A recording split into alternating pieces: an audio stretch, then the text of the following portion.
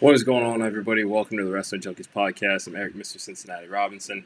And as you can tell, the podcast dad is not with me today. He is feeling a little under the weather. He has absolutely no voice. So he will not be here on camera tonight. I've been told that he will be in the chats, and I don't know, I'll believe it when I see it, which is fine.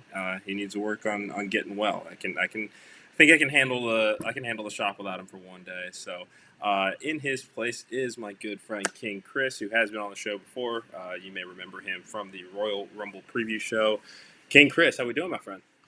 Doing well. It is a lovely day to be royal and a lovely day to rule over the wrestling kingdom. So I'm excited to be back on the pod and being the one true Chris that is here.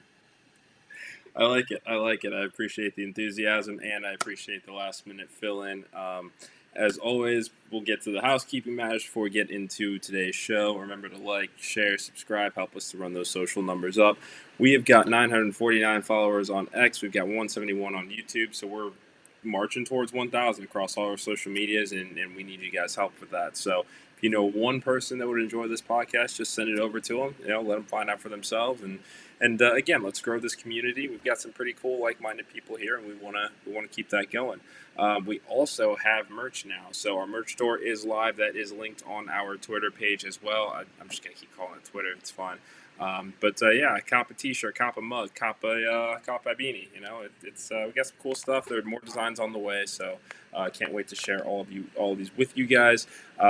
Since Wednesday is Valentine's Day, the day of love, there is no Wind Down Wednesday. Instead, we are going to do another happy hour episode of sorts on Friday, as well as a few interviews that will be dropping this week. Without further, oh wait, I forgot one more. How could I forget this one? This upcoming Thursday night at 8:30 p.m. Eastern Time, we are going to be joining Wrestling Spotlight on Local Now, no over-the-top cable streaming service. So getting ready to talk Dynamite as well as the road to WrestleMania. So we are ready and excited to share this. Day of Love, baby, is what the podcast dad says. So yeah, good to see you. Good to see him up and at him. He was MIA the entire weekend. So that's a start. That's progress. Ready to talk some wrestling? I'm ready. I will say maybe he lost his voice because he was going through the Stump the Smark thing for his Eagles fandom. And I don't know if he used all of his energy doing that. And maybe that's where his voice was lost. Because, I mean, I don't need it. I don't need to study because I stay number one. So I don't know. This may be a little bit of an excuse of him not being here. Battle of the Eagles fans. I can't wait to see this one. Actually, you know what? I feel like I've got to be the one that comes up with the trivia for these. It's we're gonna switch it up on him for a change here. But yeah, no, we're definitely gonna get that recorded ASAP. Man, I feel like, and yeah, go Birds. They couldn't do it this year, which is okay. There's always next year, but both the Well, Chiefs. Anyway. well, one thing we can talk about is winning a Super Bowl and talking about that day. And I know this was Super Bowl weekend, and a lot of wrestling was intertwined in Super Bowl weekend. But It really was. it's crazy that the two worlds that I love collide. I don't know. You wouldn't know this. Even during when my team was winning a Super Bowl, I never thought of wrestling. But Yeah. maybe one day you'll think of it. Maybe one day you'll experience it. But I really doubt it. But it's one of those things I cherish. All right. I was really having a nice day, even for it being a Monday, until we started the back and forth. And let's leave you Again, guys out of it, let's go on to a different path, and we'll talk about happier things. Yeah, no, absolutely. I mean, the world's still reeling from the press conference last week, the WrestleMania Kickoff, the most viewed event in combat sports history. Triple H came out on Friday and had his response to it. Basically said anything related to matches creative runs through me. I am still the guy. Even you may be a board member, but this is still my show. So this is the main event. Roman and Cody, night 2 WrestleMania for the WWE Undisputed Universal Championship. Triple H used a lot of The Rock's catchphrases and euphemisms in this promo. I mean, I wouldn't even call it thinly veiled. This was a jab at The Rock for what happened the night before. Take me through what went through your mind when you're seeing this promo, especially after what we saw Thursday night. So leading into SmackDown, this was one of the most anticipated SmackDowns in my mind that I can remember in a very long time. And to the point where I was waiting until my wife went to bed so I could watch it, because she didn't want to watch it. And she went upstairs and was like, "Were you just waiting for me to go to bed to watch this?" It's like, no, but yeah. So when Triple H came out and started hitting The Rock's catchphrases, I was like, this is vintage Triple H. Like, this is vintage. This is what we need. This is the authority. And he mentioned the authority. This is what we need in this storyline. And I loved how he said, "I'm the authority." And it kind of calls back to the authority era when Roman was a part of this, and kind of conjures up those memories of, you should know who I am. You should know my position here. So who do you think you are? And I don't know. It just, I'm still, I mentioned before we got on this, like I've been watching the press conference, and I've watched this opening segment probably 4 or 5 times. Like, I just can't get enough of it. And it sets up so many storylines and so many clear pathways to Mania. And even at the Elimination Chamber, I'm just really, really excited that I got to see him back on the mic again. Yeah, I mean, this is, and it's good that you mentioned the authority era, because this is kind of the inverse of what we saw in 2014, 2015, which quite frankly were some of the toughest years of WWE programming to watch, because the authority was shoved down our throats. I do see a little bit more of that influence happening, as the road to WrestleMania continues, but it won't necessarily. It'll be more of a state of benevolency, as opposed to the iron fist that we saw them ruling with as far as getting under people's skin. Triple H just wants to put out a good product now, as the chief content officer, and that's how, I mean, that's his title. That's what they're billing him as on TV. Like, it's his job to put the best product out possible. Sometimes that may be, having some heel tendencies. That may mean having some face tendencies at times. But now, again, this is truly about what is best for business. And at this point, we are looking at a guy that wants to put on the best WrestleMania possible. I think it's safe to say that this will probably be the most successful WrestleMania ever, probably the most successful event in company history at this point, with the way that they have built it.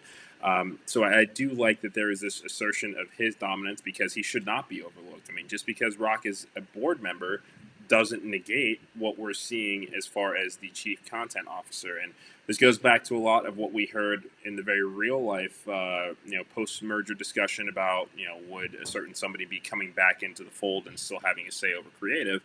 But again, Ari Emanuel is a guy that says, all right, whoever has this job, that is their job to do it. I'm going to let Triple H do his job as chief content officer.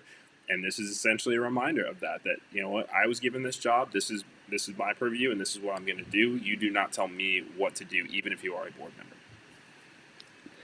And I am interested how that dynamic, when it comes to SmackDown this Friday, because we'll get to it with the Heyman segment, but Rock will be there. And what is that dynamic between Rock and Triple H moving forward? Like, it's, yes, you're the authority, but you waited till after I punked you to say all this while I wasn't there. Like, again, there's so many layers to this. It really is an exciting time for WWE. Yeah, absolutely. And Podcast Dad did have a great comment here in the chats, because we did see the WrestleMania preview during the Super Bowl last night. Do you think that we will see a tag team match at the Elimination Chamber, Rock and Roman against Seth Rollins and Cody Rhodes? At Chamber, I don't think so. At Chamber, I think that, and I know I just saw like a little comment come through from Too Sweet Kyle, that I think it's too quick. I know Seth was walking around at the press conference without a knee brace in his green suit and his wife's shoes, but I don't think he's ready yet. And I think that first test will be at Mania. I think they're setting up a tag for night one, or a Rock Seth one-on-one for the World Heavyweight Championship. I don't know how they would get there, but that's looming possibility as well. I just think Chamber's too soon, and I would love to see it. I just don't think Rock would want to waste that match in Perth at a B PLE instead of night one Mania. Yeah, I mean, and in some ways, I definitely agree with you with that, I think that I keep going back to when we first heard that Elimination Chamber had been selected, or at least was planned to go to Perth, and the involvement of the Australian Tourism Board and really, really wanting The Rock there and willing to potentially, compensate a little bit extra if you can get him to show up on the show. Um, on one hand, I could see them saving that for just an in-ring, just a pay-per-view kind of segment that essentially takes the place of a match. But at the same time, I think that it would really behoove The Rock to be in at least a tag team match, shake some of that ring rust off. I mean, we don't really know what he has done to get ready to get back into the ring yet, or what kind of shape he's in, because even when we look at that segment with Jinder on day one of Raw, he was gassed pretty quickly. So I just think that, with a lot riding on the line here with WrestleMania, Rock being a long gamer, let's do this tag team match with Roman. Figure out, and we still have a lot to decide as far as what Rock would actually do in a singles match at Mania. But that at least, having that tag team match in Perth gives them something to go back to eventually when they do want to do the Rock Roman matchup, which could be SummerSlam, selfishly because we're planning to go, or WrestleMania next year. So I think that tag team match I think it would be a good idea here. I see how it could be a good idea. This is the law school coming out, Chase alums right here. Yep. On the other hand, if you go back to when Cena and Rock went and faced each other once in a lifetime, part one, yes. He hadn't wrestled before that. And when he got into the ring, everybody was like, oh my God, he still has it. Like, he looks great. And I don't know if he's going to, obviously he's older, but he could have that moment again. Like, wow, like that was 10, 12 years ago, and he's still moving like he did back then. Like, it could be that surprise factor. But even if again, this is a question coming off of that, even if it is a tag night one, does that diminish the story? Like, who goes over in that? How do you continue that story? Because if Rock and Roman continue, then that kind of negates what Cody's going to do if he wins. Yeah, and faces. It just doesn't make sense, this tag match. I know they're trying to go for it, but yeah, I don't know how they're going to tell it. Yeah, I mean, I think the only thing, and this was a good point by the podcast, that we did see Cena and Rock team up for that match. I think it was Survivor Series. Oh yeah, they had when that. He said this is way too big. Yeah. Mm-hmm. But I don't know. I think worst case scenario, you can always go to a schmoz finish. That's what you got Solo for. That's what you got Jimmy for. Jay will probably want to get his, and that's another backdoor way to potentially set up that match, Jimmy versus Jay, since they fumbled that in the Rumble for some reason. I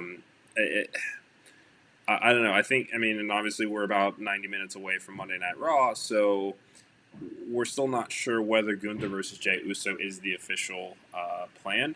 But another point made by Kyle is this all does kind of go back to CM Punk's triceps injury. Is there had to be a major reshuffling of the card and plans because that draw is not going to be available, at least in the ring. Mm-hmm. And imagine that because he was at the kickoff, that we'll probably get him in some capacity in the same, in a Elimination Chamber or WrestleMania pre-show.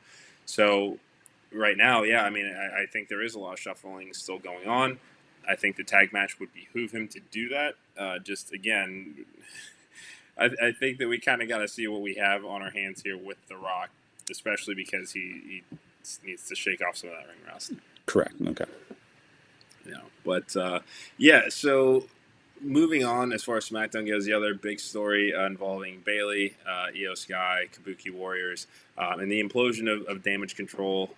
Bayley coming out very clearly babyface again. Love that she's back on this side of the spectrum.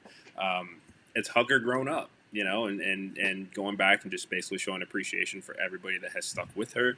She carried them through the pandemic era, and now she's finally getting her reward for that. We did see let's just say Io and the Kabuki Warriors, just because it seems like this group is done. Attempt to ambush Bayley. Dakota kind of thwarts them off, and still some tension between the two of them. What do you think is happening between Bayley and Dakota Kai right now? Well, you said thwarted off. Did she, though? Like, when she turned around and the camera hit Dakota, I was like, oh, man, this is coming. And it's such great storytelling. I know I said it at the beginning with Triple H, but it's so layered. And Yeah. I wish this was getting more of the due that it deserves, because this has been a story being told over the past year and a half, 2 years, and it's just been building to this. And man, I'm just very happy that Bailey is going back. The hug it out chants at the end, I was dying laughing. I thought those were so great. And I saw her look at like a little kid with a Bailey, can I get a hug? She looked at it and then kept moving because you saw she wanted to. So she's going back to that. It's exciting. She's finally getting the due that she deserves. Like you said, she's been the workhorse. She is often I would say she is the most overlooked of the four horsewomen. Like she's just consistent. She's consistently giving great matches, putting in great work. Her War Games match was unbelievable. Yes. This is her time to shine. And I just can't think of a better storyline way to tell this. And I'm worried that this is going to be overshadowed by the Women's World Heavyweight Championship match or the tag match, because this deserves to be a main event on a night one. Yeah, no, I agree completely. I mean, Damage Control has been one of the more interesting stories over the last 2.5 years. I mean, when they came in at SummerSlam, you see Bailey come back. It's like, okay, great. Super happy to see her, because it was just a shitty way that she went down the year before and missed out on a SummerSlam moment then. And then when you come back and you hear Io's music hit and you hear Dakota Kai's, and it's just like, oh, okay, all right. They mean business here. I mean, these are 3 insanely talented NXT talents that should have taken the world by storm. Stumbled out of the blocks with trying to put the tag team titles onto them, and really with kind of giving them, or at least having them address what their motivation was in uniting. So to see them kind of overcome all of that, Io gets the Money in the Bank briefcase, goes on the title run, wins it at SummerSlam, and has that iconic moment, to now, kind of phasing Bailey out as the leader of this group. I mean, it took them a while to get to this point, but we've got a really fun story on our hands. And I think that, all things considered, this should be a main event of night one. It's unfortunate that it won't, but I do hope that it takes that semi-main spot. Yeah, I agree. And you mentioned Dakota's involvement. She didn't hit anybody with a chair. Is that by design? That's true. Or is that just to scare them away and kind of play it cool with Bailey saying, no, see, I didn't, I got rid of them, that sort of thing. It creates that intrigue. Like you want to pay attention. Yeah, my gut tells me it's probably the latter. And Chris, I do not know how many times Io has defended the title. That's a cage match question. But as far as this goes with Dakota, I do think that she's probably still aligned with Kabuki Warriors and Io. However, if I've got the pencil, I'm also kicking Dakota out, because these 3 don't need them. They were a unit in Japan. They tore that part of the world up. Can do it here in WWE too. I mean, I don't think that they're needed here. And Dakota Kai, I really want to see what they can do with her as a single star. She's never really gotten a chance to do that in her WWE run, because NXT was so snake bit as far as blowing both her knees out, and doing it again on having an injury on the main roster now too. I want to see if they have the faith in her to be a single star, especially because as we start to look post WrestleMania, safe to say Becky Lynch is probably going to walk out with that women's world title there. Bailey's probably going to walk out as well. I mean, Dakota could go challenge either of them right away and have a damn good match with them. I think it's time to see what they got. My booking brain is going crazy. Maybe at Mania when Bailey wins, because she's going to win. I'm going to oil the preview show that we're going to eventually do for WrestleMania down the road. She's going to win, but at the end of the match, while she's celebrating, Dakota can hit her with a chair or something like that. Is mine. But I see ways you can do that. But again, I remember back in NXT, the Black and Gold era, like they were pushing Dakota. Like she was the next thing. She was the next Bailey. And like you said, one of the what ifs, what would have happened. But like I said, this is one of my favorite storylines heading in. Yeah. So I want to keep it in the women's division with this. So Elimination Chamber qualifying match, it took place, Bianca Belair and Mia Yim Bianca advances to the chamber. Mia looks great in another loss, but keywords there being another loss. AJ Styles has previously expressed disappointment in coming up short, even though she's having these great showings. When do you see her finally starting to snap? Well, that was going to be my question to you, because I'm sick and tired, because I know the talent over the past years just watching her. I know she looks great in these losses. Like, she's putting work in. Yep. I'm sick of her being in a jobber spot where she just enhances the other talent. And that was going to be my exact question. I know she cut a promo that was online saying, "I'm sick of being stepped over." Like, what are you going to do to say that? Because isn't the OC done? Like, they're not a thing anymore? Because if they are, like, it's kind of crazy. Like, I don't know when was the last time they were all together in a program.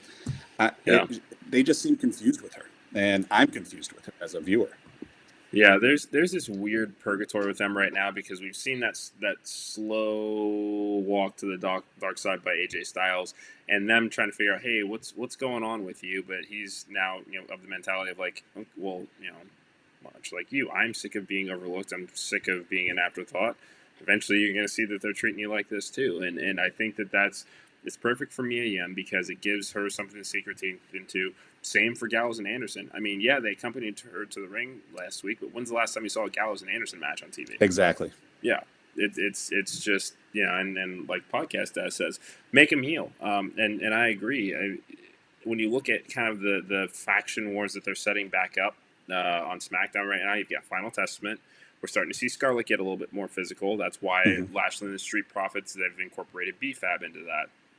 You've got the LWO. You've got Legado del Fantasma. You can add the OC into that mix and do a lot of great things with everybody. I mean, BFAB especially, the fact that they have found something new for her to do, that she didn't need to continue with Ashante the Adonis after Top Dollar was released, that says that, they see something in her. So give her a chance to, work with more experienced people like Zelina Vega, Elektra Lopez, Mia Yim. There's opportunity to be had by everybody. Even Scarlett, I know that she doesn't wrestle often, but she would look great in multi-person matches with some collective of these people. So I think it is time to just turn them heel. I would like to see them become a priority after WrestleMania. I mean, it's hard to see I don't know. You have to imagine there's probably going to be a multi-person match of some kind, as far as the tag team titles go at WrestleMania. Will they make the cut between now and WrestleMania? I don't know. That's again what I'm worried about, because we've seen them go heel before, and we've seen them have a decent run and a decent push, and then unceremoniously off TV, unceremoniously released, and then come back. And I can't remember the last time I saw them on TV. And I'm worried about them, because they're a great tag team. Like, I was really invested their first time around. I just don't want that to happen again. Yeah, especially with AJ Styles, because I think he's one of the most talented wrestlers this generation, and he's getting overlooked, and I'm sure we're going to talk about that in a little bit. Yeah. But I don't think that they're treating that side of the company with the respect that they deserve. I mean, it's tough, because they only have 3 hours on Mondays and 2 hours on Fridays. Yeah. So it's tough to find time for everybody. Yeah, for sure. And so Podcast Dad said, no slow burn, pull the trigger now. And Cool Chris has a nice basement, so yeah. Now, I don't know if he's being sarcastic or not, because he's not being sarcastic. That's not sarcasm. Okay. No, I'm watching. As the king, I take notes. But thank you. I do appreciate it. I've put a lot of time decorating things, and my sports memorabilia and wrestling's back over here. I think we got different sections back here. Love it. So as we kind of wrap up discussion on SmackDown, now that Roman and Cody are going after the Universal title, we need to figure out Seth Rollins' challenger. So there are qualifying matches taking place. People will be entering the Elimination Chamber. Bobby Lashley and Bronson Reed will be going at it on Raw tonight. This is kind of a two-part question for you. Number one, do you think that Bobby Lashley actually wins this one? And if so, do you think Karrion Kross joins him in the chamber? That's a very good question. I don't think he wins, to be honest. I think with the stare off that Ivar and Reed had in the Royal Rumble, I think they're going to try to do that at what's it called, that Elimination Chamber, just for big spots, especially with how Ivar is being pushed. And I know, and Reed and Podcast Dad, I agree with you 100%. Reed has to be in there. He's had too many, exactly. And so, unfortunately, I don't think Lashley wins tonight. I think Karrion is the reason why he doesn't win. And there's a setup that way to a one-on-one or something along those lines. But I don't want to ruin your two-part question on that. No, that's fair. But, yeah, I think Reed is going to take the victory on that one. Yeah, so, and just looking back at the list of matches to occur, so Karrion Kross isn't even considered in one of these, so I could see, lend some credence to a potential interference by Kross into this match. But again, we've got Lashley and Bronson Reed, LA Knight, Ivar, Miz and Logan Paul, and then Kevin Owens, Dominic Mysterio. So it's I don't know. I think it's safe to say Logan Paul is probably going to find his way into this match. I think so as well. Yeah. And as much as I would love Miz being in there, he really has no purpose being in an elimination chamber. And especially with the news coming out about Maurice, I think he would want to stay home a little bit. Sure. So this may be that opportunity to take some time off and be at home. So I see, again, Ivar beating LA Knight, and the reason being, calling back to the Drew and AJ Styles match, LA interfered with that one. I think AJ is going to interfere with that match somehow. And then the Dirty Dom KO. Like, I go back and forth on this one. I know KO would be the bigger attraction, but quietly, I think Dirty Dom is going to win this. And I think it'll be set up to have like a spot with R-Truth and messing that up somehow. I don't know. Yeah. No, I mean, and especially because Dom's road to WrestleMania creative has also changed now that Brock Lesnar has been erased from WWE right now. Correct. I would not rule out putting Dom into this match. It'd be fun. Yeah, I mean, it really would. I mean, that kind of heat, and I would love to hear that stadium. Like, it is just, it's going to be epic. So, I mean, Kevin Owens can absorb this loss, and I don't know, maybe this is also the jumpstart to turn him heel, because it's kind of just time. I agree. Love the WrestleMania moment last year. You got your tag team title run with Kevin Owens and Sami Zayn. That was great. Okay, I need you talking shit about everybody again. I'm just ready for it. He smiles too much. Kevin Owens shouldn't be smiling. Then he should be yelling at people. And I'm 100% with you on that. Yeah, for sure. So I mean, I think that it's going to shape up for a damn interesting chamber. That's for sure. I agree. I can't wait. Kegs and eggs is the plan for that. So I'm excited. But anything else on SmackDown before we move over to the land of the elite? The reason why I'm wearing the vintage Adam Cole is just one quick thing. The British Strong Style DIY match. It reminded me so much of the era that I love. Fire. And that kept me into wrestling during that Authority era. And it was just so fun to see that again. And yeah, for sure. I'm very happy that Pete Dunne is now Pete Dunne, or as Elton said, Pete Dunne. That promo was pretty deadly. One of the biggest things I've seen on a wrestling TV show in a very long time. So I hope they do more of that. I'm loving the production changes. Now that it's a post Kevin Dunn era, there's just a different feel to everything, and doing more of these kind of pre-taped NXT feeling vignettes that are just around random locations that fit those characters. It's great. I mean, the Queen Elizabeth Cloud doing the Mrs. Doubtfire hello, it's right over the top. Yeah, that's another team that I want to see them do more with coming out of WrestleMania now. I mean, I think that we've already talked about this before, but it's time to split the tag team titles up. There's enough on both shows that I think that they could get away with doing it. Whether that happens after WrestleMania remains to be seen. There's a lot more we need to see as far as an actual breakup of Judgment Day, or at least a loss of gold. So we'll see. And one more thing, and as the king, I Yeah. could say one more thing.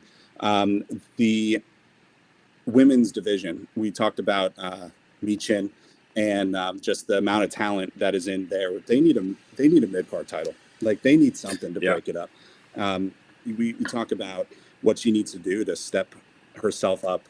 She needs an opportunity because she's not in the world title Yeah. picture right now, and it's between 5, 6 women right now, and she's not in that echelon. You need like a European title or the UK title or Yeah. something along those lines for the women's division. Yeah, because when you think about the things that Shayna Baszler and Zoe Stark could be doing as single stars, I mean they are more than qualified. We're going to have Tiffany Stratton coming back up. It doesn't seem like they're pushing Liv Morgan into a tag team anytime soon. Mm-hmm. Raquel Rodriguez could use something when she's not in the title pick. I mean that's going to happen inevitably, but as far as something to get her heated back up again because she spent so much time in that tag team, basically purgatory is what it was because try as they might, they just can't seem to get the prestige around those titles. I love Chelsea Green and Piper Niven together. They don't need to be together. I mean, I think they can both be single stars and chase their own thing. I mean, there's enough talent on this roster that they could support both a tag team and a mid card title. It's just they need the right booking and consistency. So. And let's not forget why Naomi left in the first place. She wasn't getting the shine, and her story wasn't in the title picture. So this would make her be in a title picture. Yeah, and that's right. I mean, didn't even think about Naomi. Jade Cargill still needs to figure out what brand she's going to. Tiffany Stratton's on her way up. Like this is a stacked women's roster, and I mean it's for generations to come too. So, I mean here's their chance. AEW, and this is kind of the perfect transition. I mean, Mercedes Moné, I should say, is likely headed to the land of the elite. I mean, they are leveling up. WWE has a great roster themselves. It's time to show people that you care about women's wrestling again. Mm-hmm. So, going into that, she's debuting in Boston, correct? Yeah. I think it's fair to say. I mean, it was in the graphic. They they used the dollar signs for Boston. So yeah, it's happening. So here's my theory behind that, and this is a wild theory. So stay on the road with me. Let's do it. So big business, Boston. Yes, the boss is in there. There is news coming out now that somebody has allegedly signed with AEW.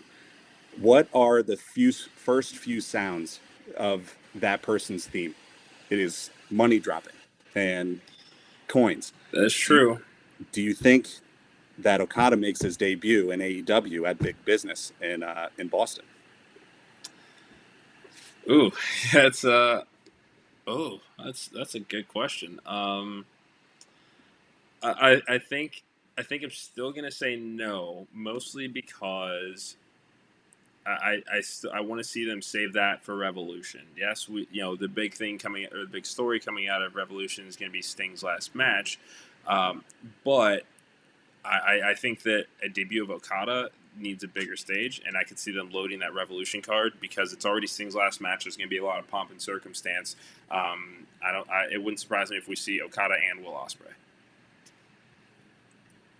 I can see that, and again, that's the exact point I was going to say. Is they did it with Cole and Danielson, where one was announced and you knew it was coming, but the second that oh crap moment, like this is unbelievable, and selling out the TD Garden is not an easy thing to do. I mean, WWE has issues doing that, so it could build something behind it. But again, Revolution, they need something for it. I know it's Sting's last match, but this could insert somebody back into the world title match for AEW. Like I said, this is an exciting time.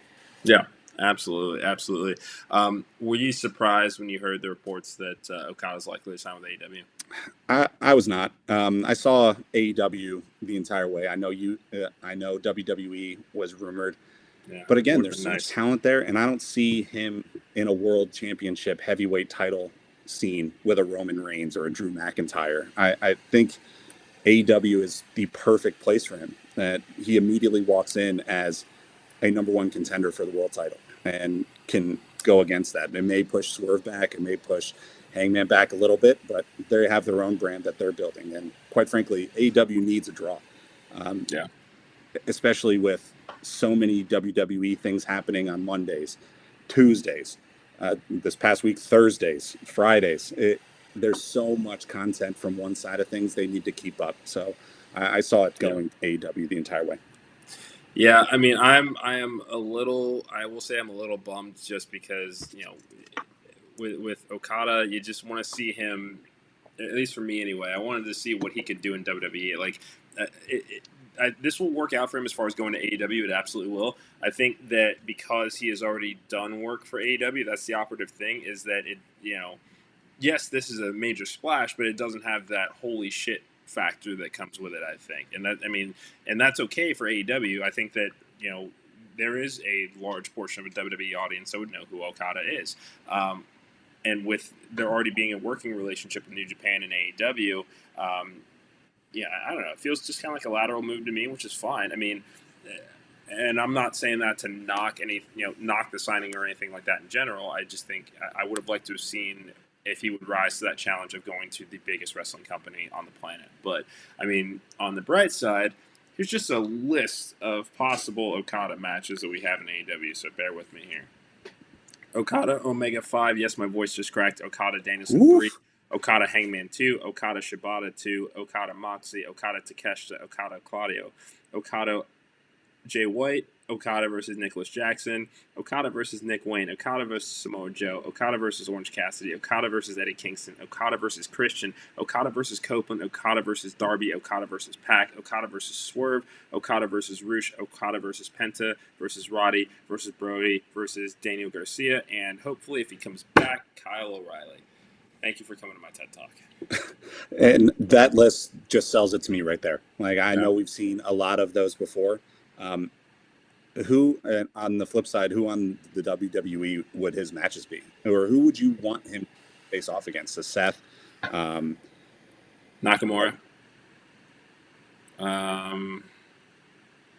McIntyre, that's just a size fight. Yeah. AJ Styles. Quietly, I'd want to see Ricochet. Yes. Bronson Reed.